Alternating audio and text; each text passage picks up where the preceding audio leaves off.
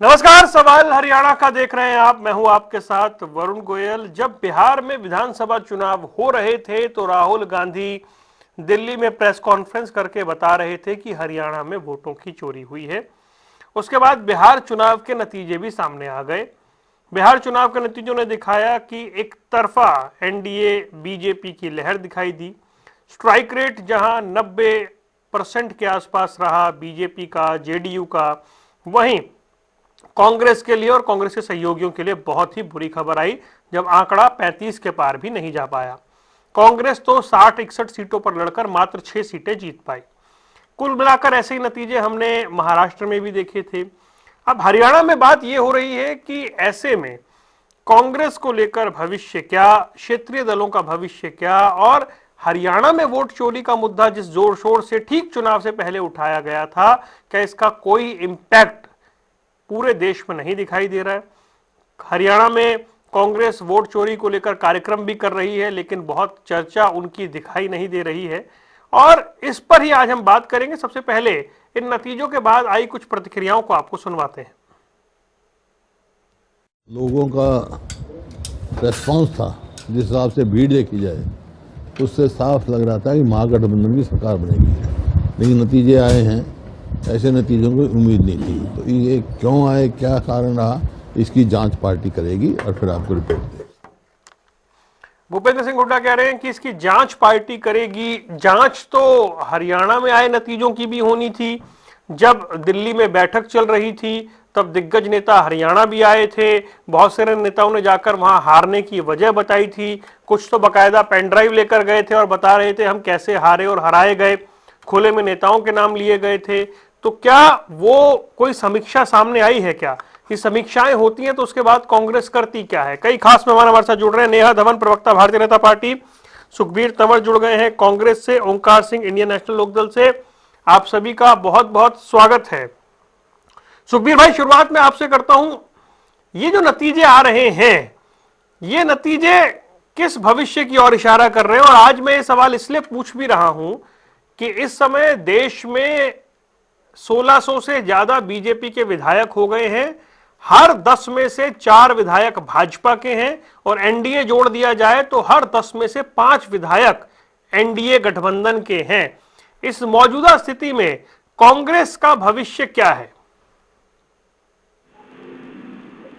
देखिए वरुण जी, बिहार की जो अप्रत्याशित जो चुनाव नतीजे आए हैं उसमें एनडीए की जीत और लोकतंत्र की प्रमाण। जिस प्रकार से इस चुनाव में आपने देखा, इस देश और दुनिया ने देखा कि मैनेजमेंट, मनी, मसल और मीडिया का कैसे हुआ है, वो किसी छिपा हुआ नहीं है। मैं बिंदुवार कुछ पॉइंट रखूंगा। देखिए, विशेष सघन परीक्षण एफआईआर के माध्यम से वोट काटना और जोड़ना, और शिकायतों के बावजूद चुनाव आयोग का मौन रहना, और भारतीय जनता पार्टी से जुड़े हुए लोगों का उन्होंने विगत के चुनाव में, इसी साल या विगत के सालों में अनेक प्रदेशों में वोट डाले, वोट डंके की चोट पे बिहार में भी अपना वोट डाल रहे हैं। इससे बुरी बात और इससे ज्यादा चुनाव आयोग की विफलता नहीं हो सकती। और अपने आप में जिस प्रकार से इस तरह से वोट डाला है, वो कहीं ना कहीं इस सघन परीक्षण जो था एफआईआर, इसकी ही विफलता का परिचय है। और वरुण जी, क्या निष्पक्ष मतदाता सूची के बिना लेवल प्लेइंग फील्ड की परिकल्पना की जा सकती है? और जिस तरह से धन बल का प्रयोग हुआ है हमारे हरियाणा प्रदेश से और अनेक प्रदेशों से, जिस प्रकार से विशेष रेलगाड़ियां चलाई गई, क्या चुनाव आयोग की आंखें बंद थी? क्या आज तक कोई संज्ञान लिया गया शिकायतों के बावजूद भी? और इसके अलावा जो जिसका सबसे ज्यादा इस चुनाव में आज सभी चैनल्स पे चर्चा हो रही है, समाचार पत्रों में चर्चा हो रही है, चलते चुनाव के बीच में महिलाओं को 10-10 हजार रुपया देना, जबकि अतीत में जो दूसरी सरकारें थी, विपक्ष की सरकारें थी, नहीं नहीं, ये तो आप पीछे की बात कर रहे हैं, मैं तो भविष्य पूछ रहा हूँ, हो गया, इस पे खूब चर्चा हो गई। नहीं वरुण भाई, इम्पैक्ट तो भविष्य का तब आएगा ना जब इन चीजों पे कोई संज्ञान होगा। अगर ऐसा ही संज्ञान तो सुखबीर भाई, अब आपने एसआईआर की बात कर दी। शकील अहमद तो बहुत बहुत सीनियर लीडर हैं, कांग्रेस में पूरी जिंदगी खपाई है उन्होंने कहा 65 लाख वोट कट गए, तो वो 65 लोग भी सड़क पर क्यों नहीं दिखे जिन्होंने कहा हमारा वोट कट गया। ये तो आपके पूर्व नेता कह रहे हैं भाई। देखिए ऐसा है, किसी एक नेता के बयान को कोट करके और उसमें इसका मतलब उसको आप पार्टी का या जनता का वो नहीं मान सकते। जिस प्रकार के प्रश्न चिन्ह इस चुनाव में हैं वो आपको भी पता है, हमें भी पता है, ठीक है, सबको पता है। नेहा धवन, ठीक है मैं आता हूं। नेहा धवन, भूपेंद्र सिंह हुड्डा को आपने सुना, वो कह रहे थे कि भीड़ जैसी आ रही थी महागठबंधन की रैलियों में, उसके बाद ऐसे नतीजे की उम्मीद नहीं की जा सकती, जांच होगी इनकी।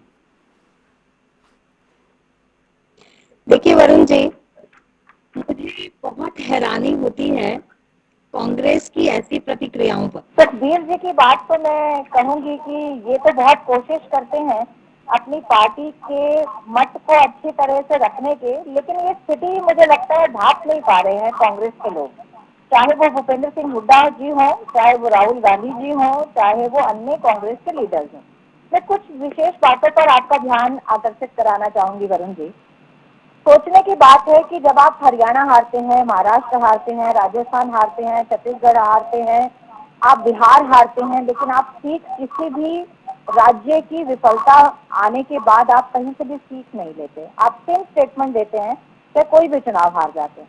दूसरी बात, आप कहते हैं कि आप जनता में भीड़ इकट्ठी करने में तो माहिर हैं, भीड़ के सामने आप जो है भाजपा और एनडीए की सरकार की जो विफल चीजें उनको भी रखने में कामयाब हैं, आप नैरेटिव सेट करने में भी कामयाब हैं, आप एसआईआर के खिलाफ भी बोल रहे हैं, वोट चोरी के खिलाफ भी बोल रहे हैं, आप सब कुछ कर रहे हैं, लेकिन एक भी प्रदेश की जनता कांग्रेस की इन बातों को समझ नहीं पा रही है। बिहार के सामने ये इनको समझ नहीं आ रहा, बिहार की जनता के सामने आपने झूठे वादे भी रख दिए, यानी कि हमारी सरकार आ गई तो हम बिहार की जनता को ये देंगे, ये देंगे, ये देंगे, आपने सब कुछ बढ़ा चढ़ा के बता दिया। आपने वोट चोरी की बात को भी रखा, 65 लाख लोगों की बात को भी रखा, आपने हंगामे किए खूब, आपने खूब यात्राएं निकाली लालटेन के साथ मिलकर, हाथ में लालटेन पकड़कर, लेकिन क्या बिहार की जनता को आपके इन झूठे वादों पर और आपकी इन बातों पर विश्वास हुआ? इसका आंकलन, इसका संज्ञान कोई नहीं लेता। देखिए, आपने बात कही कि 65 लोग भी बाहर निकलकर नहीं आए, लेकिन वरुण जी, शकील अहमद ने कही, एक मतलब आपने ये स्टेटमेंट अभी बोली, अभी हमें बताई कि उन्होंने बोली, लेकिन ये बात सच है वरुण जी। देखिए, 65 लोग निकलकर नहीं आते, लेकिन इतनी बड़ी स्क्रीन लगाकर, तामझाम खिंडाकर, राहुल गांधी जी इतने बड़े बड़े स्क्रीनशॉट लेकर एक प्रेस कॉन्फ्रेंस तो करते हैं, और उस प्रेस कॉन्फ्रेंस में जितने वो 8 कंप्लेंट दिखाते हैं कि ब्राजीलियन महिला 21 जगह वोट डाल गई, देखिए फोटो यहाँ है, वो लोग निकलकर मीडिया के सामने आकर कहते हैं कि मैं वो वोटर हूँ, मेरा ये नाम है, उस पर फोटो गलत है, वो मीडिया में आकर बोल देते हैं, लेकिन 65 लाख लोगों में से 65 लोग बाहर निकलकर नहीं आते कि मेरा वोट कटा है। दूसरी बात देखिए, बिहार के चुनाव में, ये आपकी ओपनिंग स्टेटमेंट थी, ये आपकी ही थी कि राहुल गांधी जी बिहार के चुनाव से और हरियाणा में प्रेस कॉन्फ्रेंस कर रहे थे। एक बात मैं उसमें ऐड करूंगी वरुण जी, बिहार के चुनाव से राहुल गांधी जी विदेश दौरे पर छुट्टियां मना रहे थे, महाराष्ट्र के चुनाव से राहुल गांधी जी छुट्टियां मना रहे थे, हरियाणा के चुनाव से राहुल गांधी जी के पास फुर्सत नहीं थी यहाँ पर जनसभाएं करने की। देश के प्रधानमंत्री माननीय नरेंद्र मोदी जी, देश के होम मिनिस्टर माननीय अमित शाह जी और बाकी देश भारतीय जनता पार्टी के सब वरिष्ठ नेता, केंद्रीय मंत्री से लेकर दूसरे प्रदेशों के मुख्यमंत्री से लेकर सबके पास फुर्सत होती है बिहार जाकर, महाराष्ट्र जाकर, हरियाणा जाकर, सब जगह अपनी पार्टी की विचारधारा को अपने लोगों के बीच में रखने की।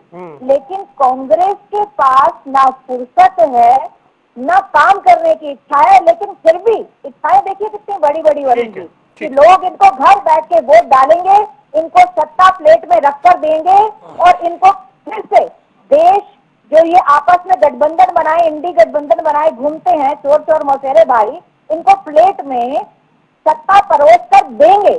सवाल करते हैं ठीक वरुण है, जी, ओंकार जी। आपको इतने वर्षों तक, मेरी आखिरी बात है वरुण जी, इतने वर्षों तक आपको देश के लोगों ने कमान संभालने के लिए दी, आपने क्या किया? देश का दोहन किया, लोगों का दोहन किया, लोगों को असुरक्षात्मक माहौल दिया और लोगों के विचारों को पनपने नहीं दिया कि राजनीति पर विश्वास कर सके, राजनीतिक लोगों पर विश्वास कर सके। ठीक है। लेकिन फिर भी उम्मीद करते हैं कि वही लोग इनको बैठकर फिर सत्ता में बिठाएंगे। ओके। शर्मानी चाहिए, ओके, ठीक ओके। कब लेंगे ये मुझे तो ये ठीक समझ है, नहीं आती। ओके ओंकार जी, वैसे ये अभी बहुत इट्स टू अर्ली, लेकिन ऐसी खबर आ रही है कि बिहार नतीजों के बाद यूपी में समाजवादी पार्टी थोड़ी अलर्ट हुई है। कांग्रेस के साथ क्षेत्रीय दलों का मिलकर चुनाव लड़ना और उनकी जो स्थिति अभी बन रही है, ये भविष्य के संकेत क्या है? क्षेत्रीय दलों की स्थिति और कांग्रेस के साथ जाकर लड़ने के बाद जो नतीजे आ रहे हैं वो स्थिति। वरुण जी, भविष्य के संकेत चाहे कुछ भी हो, एक चीज तो जग जाहिर है कि क्षेत्रीय दलों की इंपॉर्टेंस बड़ी है। चाहे कांग्रेस है चाहे बीजेपी है, बिना क्षेत्रीय दल के बिहार में सरकार तो नहीं बना पाएगी। क्षेत्रीय दलों की सक्रियता भी बड़ी है और इंपॉर्टेंस भी बड़ी है। यहां तक यूपी का सवाल है, यूपी की परिस्थितियां अलग हैं, बिहार की परिस्थितियां अलग हैं। एक चीज मैं कहना चाहूंगा कि पहले वाली परिस्थितियां अब नहीं रही हैं। पहले क्या होता था, घर पे बैठ के सीट जीती जाती थी, वोट मांगने की जरूरत नहीं पड़ती थी। आज से 30 साल पहले की अगर बात करें, लेकिन आज धरातल पर काम की जरूरत है। वही व्यक्ति जीतेगा जो काम करेगा।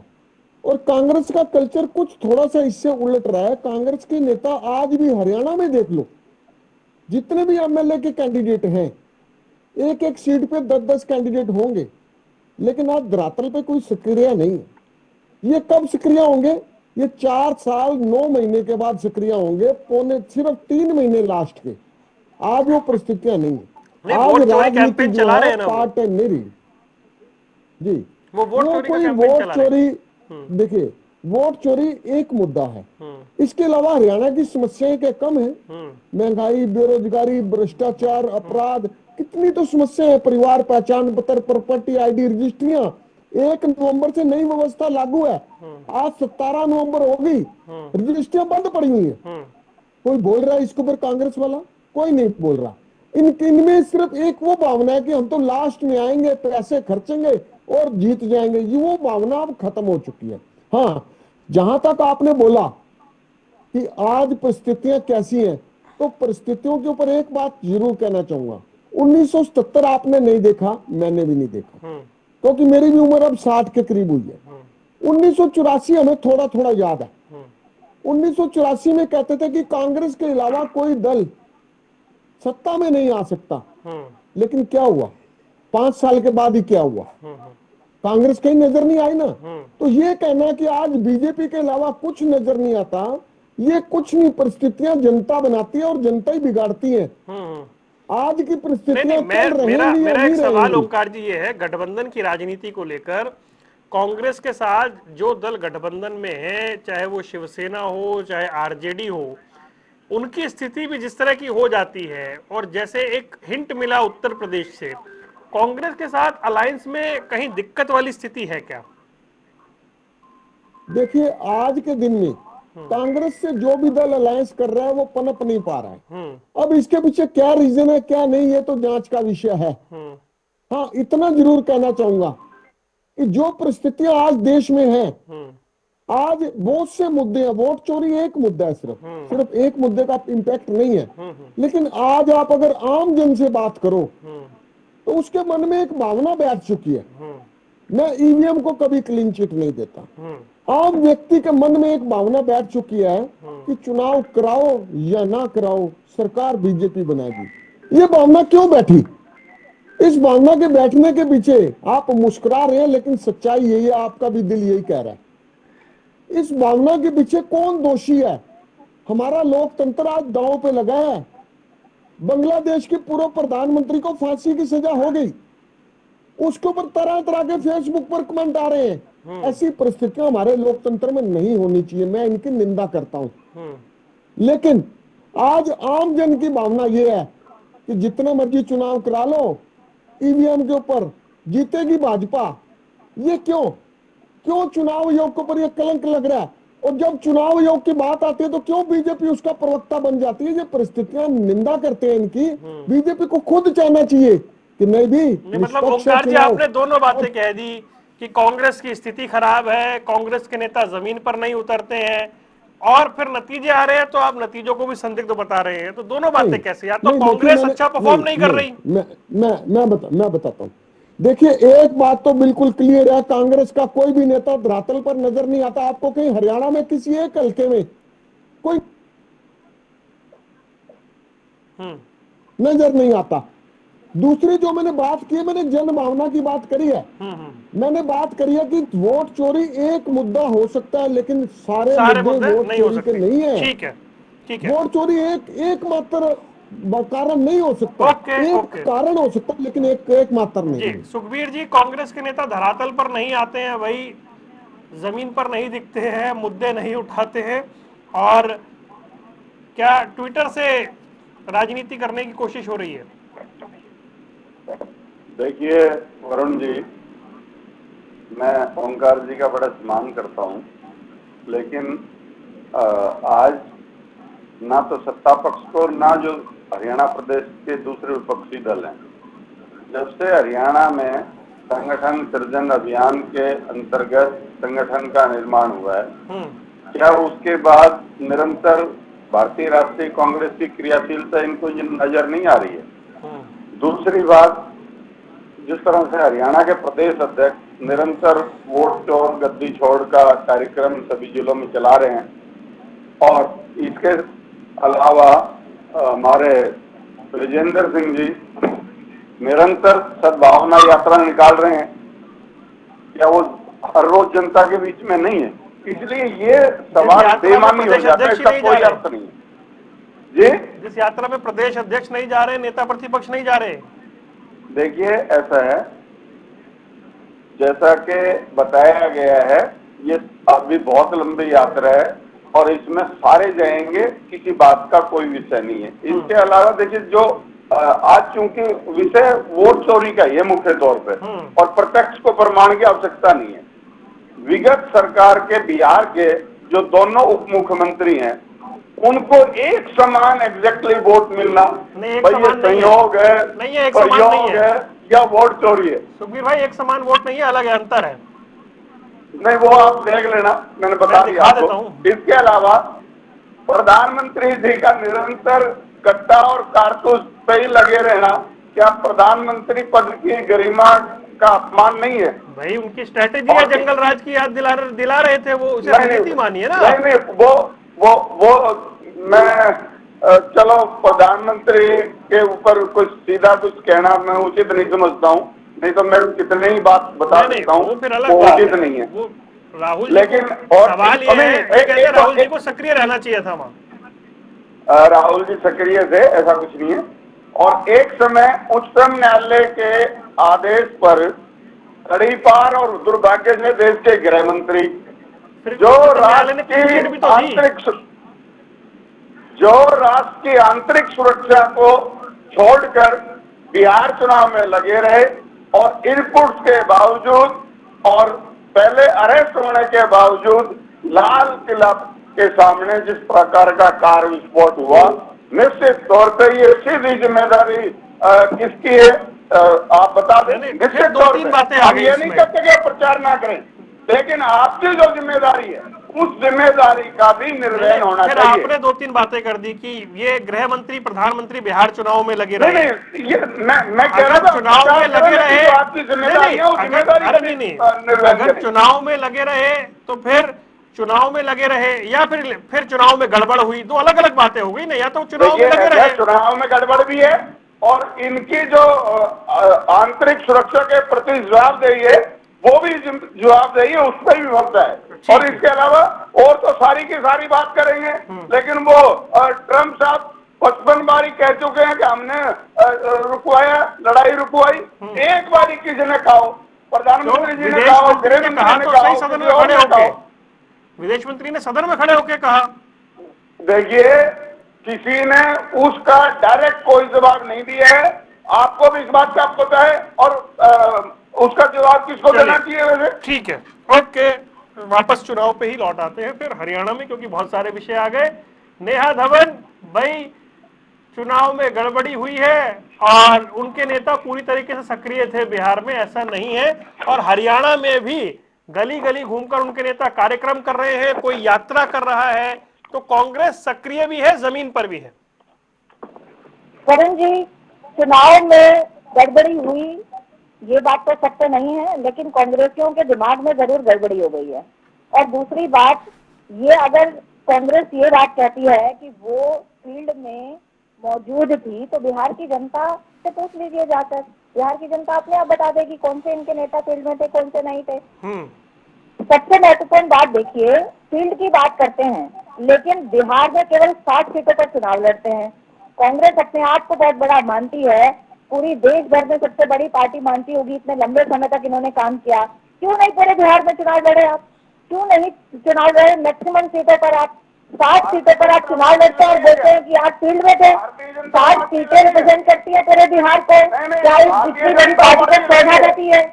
दूसरी बात सुनिए, अभी तो मेरी एक ही बात आई है सुखबीर जी, अभी रुकिए। नहीं, अब जवाब भी तो देना। अगर आप पूरी सीटों पर लड़े हैं तब तो सवाल उठाने का प्रश्न है, और जब आप नहीं लड़े तो फिर दूसरों पर सवाल कैसे उठा सकते हैं? राहुल गांधी जी को तो समझ में आता है, क्योंकि वो तो आलू की फैक्ट्री लगा सकते हैं, जलेबी की फैक्ट्री लगा सकते हैं, आलू को फैक्ट्री में पैदा कर सकते हैं, सब कुछ कर सकते हैं। लेकिन आप लोग उनकी बात पर सहमत होते हैं, मुझे तो हैरानी आती है। जितनी बातें मर्जी आप कर लीजिए वोट चोरी की, लेकिन तथ्य आपके पास में नहीं है। आप प्रेस कॉन्फ्रेंस करते हैं, इलेक्शन कमीशन के पास आप चुनाव आयोग हैं, ये जवाब किसको देना चाहिए? राहुल ये जवाब किसको देना चाहिए? हरियाणा चुनाव आयोग ने के क्या चुनाव कहा? में अगर गड़बड़ी हुई, नहीं, चुनाव आयोग ने क्या कहा? आप चुनाव आयोग है, भारतीय जनता पार्टी चुनाव आयोग है, जवाब कौन देगा? लेकिन आप इलेक्शन कमीशन में नहीं जा सकते। किस बात से डर है आपको? आप अपने भारत की इंस्टीट्यूशन पर यकीन नहीं करते, कमाल की बात है। आपने बर्बाद कर दिया। नहीं है आज, क्योंकि आप सत्ता से बाहर हैं, क्योंकि आपके हाथ में संवैधानिक क्योंकि आपसे संस्थाओं को बर्बाद कर दिया नहीं है, क्योंकि आप अब दमन नहीं कर पा रहे ना लोगों का। इस बात से आपको खिदमत रही है। दमन ने तो अपने पूरे देश का कर दिया। तब तक सत्ता से, कुर्सी से दूर रहेगी जब तक कांग्रेस अपनी विचारधारा पर काम नहीं करती। आप नेहरू जी की कांग्रेस विचारधारा पे आपकी तरह चोरी की विचारधारा नहीं है हमारी। ये बता दीजिए, आप कांग्रेस की मूल विचारधारा पर आज काम कर रहे हैं। उसी परिवार को लेकर राजनीति करे जा रहे हैं। गांधी परिवार से हटकर सोचिए, भारत देश का बच्चा इस देश को संभालने की नीति भी रखता है, दिमाग भी रखता है, विचार भी रखता है, हिम्मत भी रखता है। परिवारवाद की लिस्ट से देश का ढांचा खत्म हो जाएगा। परिवारवाद की बात करना उचित नहीं है। लोगों की लिस्ट है पूरी। अगर जब तक आप अपनी खामियों में, अपने गिरेबान में नहीं जाकेंगे, अगला चुनाव भी आप हारेंगे सुखबीर जी। इस बात को कोई भी जब तक नहीं समझेगा कांग्रेस में, तब तक आपका कुछ नहीं हो सकता। ठीक है, ओके। विचारधारा पर चल रहा है। जिस भी जगह पर चुनाव है, हमने लॉजिकल बात रखी। हम गांधी की विचारधारा पर चलने वाले हैं और मोदी की विचारधारा के लोग। अच्छा, रुक जाइए। पूरे किए, उसको इम्प्लीमेंट किया। गांधी और मोदी की विचारधारा में अंतर यही है, चलाकर दिखाई है, जिसको देखकर वहाँ की जनता ने हम पर यकीन किया और बार बार हमें रिपीट किया। तीसरी बार कमान क्यों दी सब जनता? ठीक है, हरियाणा में तीसरी बार कमान दी। ओके, आपको सीखने की आवश्यकता है। कमियां और खामियां हर कमजोर व्यक्ति निकाल सकता है, लेकिन अपने गिरे बांधे झांकने की जो अच्छा, रुक जाइए। नाउ प्लीज होल्ड बताते हैं, कोई कमी नहीं निकालते। अब ओंकार जी, ठीक है, सुखबीर जी रुके, एक सेकंड रुके। भारतीय जनता पार्टी भी चुनाव आयोग। एक सेकंड रुक जाइए। अब ओंकार जी, एक बड़ा गंभीर प्रश्न पूछने जा रहा हूं मैं, क्योंकि आपने कहा लोगों के मन में ईवीएम को लेकर और इस पूरे चुनावी सिस्टम को लेकर संदेह है। आज से कुछ साल पहले, ज्यादा पीछे नहीं, कुछ साल पहले कांग्रेस समेत 11 पार्टियों ने एक मंच पर आकर या एक बैठक में आकर यह तय किया कि हमारी डिमांड है चुनाव बैलेट पेपर से होना चाहिए। डिमांड चुनाव आयोग तक पहुंचा दी। उसके बाद क्या हुआ? उसके बाद इसी ईवीएम से जो चुनाव जीते, हिमाचल का, तेलंगाना का, झारखंड का, तो उसमें उसी पे खुशी मना ली। एक सेकंड, उसी पे तो खुशी मना ली। और उसके बाद जहां हार गए वहां का गड़बड़ है। जब आप अड़े थे कि 11 पार्टियां आई थी एक मंच पे कि बैलेट पेपर से होना चाहिए, उस मुद्दे को आगे ना ले जाकर बीच में छोड़ देना और जहां उसी ईवीएम से जीत गए वहां पर खुशी मना लेना, ये कैसे स्वीकार्य होगा? बिल्कुल ठीक कहा वरुण जी आपने, ये कांग्रेस की महागलती है, महागलती। अब देखिए, कांग्रेस मुख्य विपक्षी पार्टी है। अगर 11 पार्टियां एक मंच पे आके कहती हैं कि ईवीएम की बजाय बैलेट पेपर पर चुनाव होना चाहिए, हम भी कहते हैं होना चाहिए। सिर्फ बीजेपी को छोड़कर सभी पार्टियां कहेंगी कि बैलेट पर होना चाहिए, लेकिन आगे कौन आएगा? आगे तो कांग्रेस को आना पड़ेगा। जैसे जब कांग्रेस सत्ता में थी तो बीजेपी आगे आई थी, आज कांग्रेस मुख्य विपक्षी दल है। अगर ये कांग्रेस निर्णय ले ले और मुख्य विपक्षी दल निर्णय ले ले कि हमने तो कोई चुनाव लड़ना ही नहीं, हमने कोई चुनाव में पार्टिसिपेट नहीं करना जब तक आप बैलेट पेपर पर नहीं करोगे, तो आप बताइए वरुण जी, क्या बीजेपी अकेले चुनाव लड़के जीत जाएगी? क्या जनता स्वीकार कर लेगी? आज मेरे भाई कहते हैं बीजेपी कांग्रेस वाले कि 10-10 हजार रुपए तुमने दिए इसलिए वोट उनके चले गए। उस वक्त आप अगर कह देते कि हम तो चुनाव लड़ेंगे नहीं, आपको पता था 65 लाख वोट इन्होंने काट दिए, 17 लाख वोट इन्होंने और बना दिए, तो आपको उसी टाइम निर्णय ले लेना चाहिए था कि हमने चुनाव नहीं लड़ना, आप ही लड़ लो, आप ही जीत लो।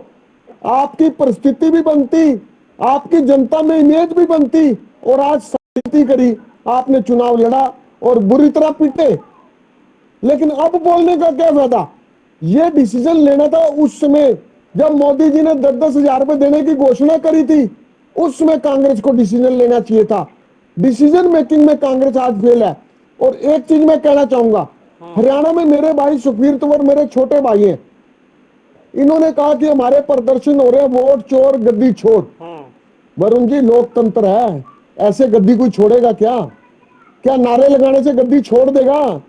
अगर नारे लगाने से गद्दी छोड़ देगा तो नारे लगाने में तो इनेलो वाले बहुत तेज हैं। वोट छोड़ गद्दी छोड़ से बात नहीं बनेगी।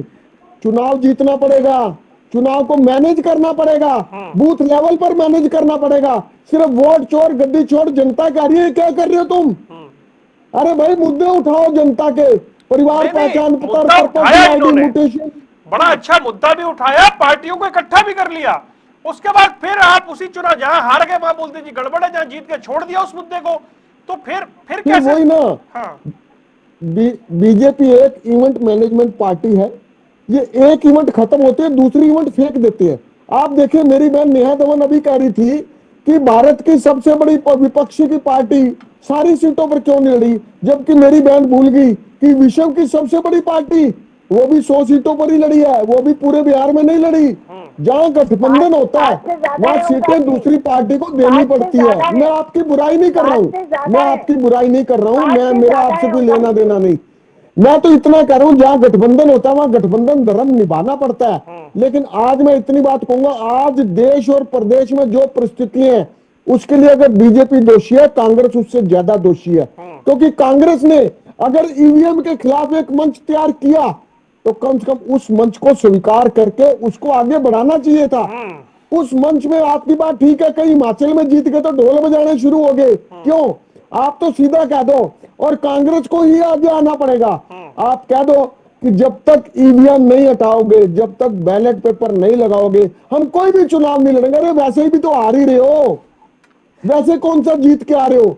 यही सोचो, पहले ही हार गए, पहले ही सारी दे दो सीटें, लो बीजेपी तुम ही जीतो, तो देश का कुछ भला हो सकता है। समय हो गया नहीं जी, ओनली 30 सेकंड समय हो गया। ठीक है, समय हो गया है, लेकिन बात ही ऐसी हो रही है। तो इस बिहार चुनाव के नतीजे भविष्य में क्या है? क्योंकि प्रधानमंत्री ने कांग्रेस के विभाजन की भविष्यवाणी की है, वो कह रहे लग रहा है कांग्रेस में एक और टूट होगी। उस पर आने वाले समय में चर्चा करेंगे। फिलहाल आप तीनों मेहमानों का जुड़ने के लिए बहुत बहुत शुक्रिया। सवाल हरियाणा का देख रहे थे आप, दीजिए इजाजत, नमस्कार।